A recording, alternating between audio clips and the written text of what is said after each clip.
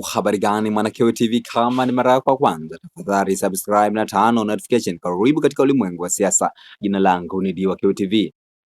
Mwenyekiti wa Chama cha Demokrasia na Maendeleo katika mkoa wa Njombe ambaye ni Rose Mayemba kupitia mtandao wa Twitter ameamua kuzungumzia kwa kile ambacho alikizungumza mkurugenzi mtendaji wa Jamii Forum ambaye ni Maxi.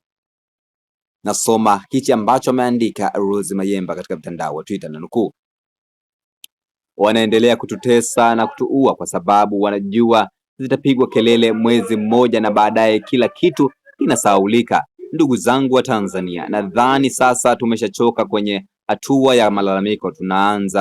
Tuanze kuchukua hatua kabla hawajatumaliza. Tarehe 29 mwezi wa 10 akiwe kilele cha kukomesha utekaji, utesaji na mauaji nchini.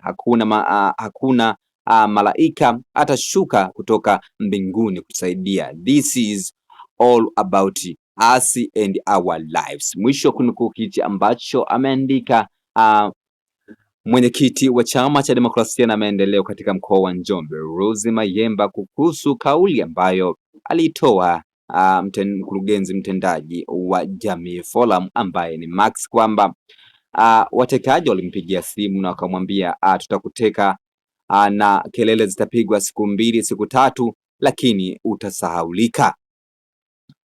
Una maoni gani kwa hichi ambacho amezungumza Rose Mayemba katika mtandao wa Twitter? Tafadhali shusha maoni yako katika sehemu ya comment section hapo, nitakuja kuyapitia nione una mtazamo gani kwa hichi ambacho ameandika mwanadada mashuhuri kweli kweli katika siasa za Tanzania.